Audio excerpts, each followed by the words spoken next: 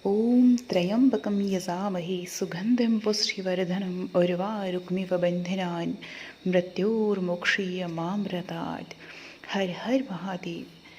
भगवान भोलेनाथ आप सभी भक्तजनों के ऊपर अपना आशीर्वाद बनाए रखें। आपका दिन शुभ और मंगलमय हो।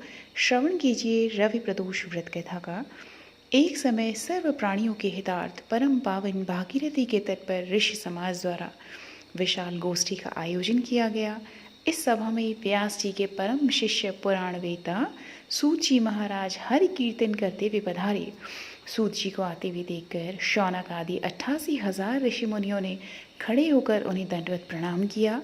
महाज्ञानी सूत जी ने भक्तिभाव से ऋषियों को हृदय से लगाया और उन्हें आशीर्वाद दिया। विद्वान ऋषिगण और सब शिष्य आसनों पर विराजमान हो गए। शौनक आदि ऋषि ने पूछा, हे पूज्य फिर महामते, कृपया यह बताने का कष्ट करें कि मंगलप्रद कष्ट निवारक यह व्रत सबसे पहले किसने किया और उसे क्या फल प्राप्त हुआ।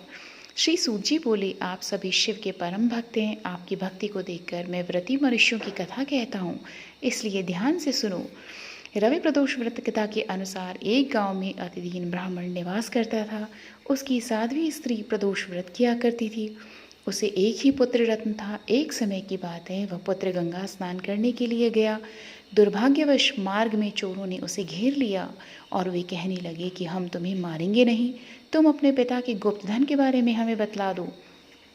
बालक दीन भाव से कहने लगा कि बंधुओं, हम अत्यंत दुखी दीन हैं, हमारे पास धन कहाँ है। तब चोरों ने कहा कि तेरे इस पोटली में क्या बंधा है। बालक ने निसंकोच कहा कि मेरी माँ ने मेरे लिए रोटियां दी हैं। यह सुनकर चोरों ने अपने साथियों से कहा कि साथियों, ये बहुत ही दीन दुखी मनुष्य है, अतः हम किसी और को लूटेंगे। इतना कहकर चोरों ने उस बालक को जाने दिया। बालक वहाँ से चलते हुए एक नगर में पहुँचा। नगर के पास एक बरगद का पेड़ था। वह बालक उसी बरगद के वृक्ष की छाया में सो गया। उसी समय उस नगर के सिपाही चोरों को खोजते हुए उस बरगद के वृक्ष के पास पहुँचे और बालक को चोर समझकर बंदी बना राजा के पास ले गए। राजा ने उसे कारावास में बंद करने का आदेश दिया। ब्राह्मणी का लड़का जब घर नहीं लौटा तब उसे अपने पुत्र की बड़ी चिंता हुई। अगले दिन प्रदोष व्रत था। ब्राह्मणी ने प्रदोष व्रत किया और भगवान शिव शंकर से मन ही मन अपने पुत्र की कुशलता की प्रार्थना करने लगी। भगवान शिव शंकर जी ने उस ब्राह्मणी की प्रार्थना स्वीकार कर ली। उसी रात भगवान शिव शंकर जी ने उस राजा को स्वप्न में आदेश दिया कि वह बालक चोर नहीं है, उसे प्रातःकाल छोड़ दो, अन्यथा उसका सारे राज्य वैभव नष्ट हो जाएगा। प्रातःकाल राजा ने शिव जी की आज्ञा अनुसार उस बालक को कारावास से मुक्त कर दिया। बालक ने अपनी सारी कहानी राजा को सुनाई। सारा वृतांत सुनाकर राजा ने अपने सिपाहियों को उस बालक के घर भेजा और उसके माता पिता को राज दरबार में बुलाया।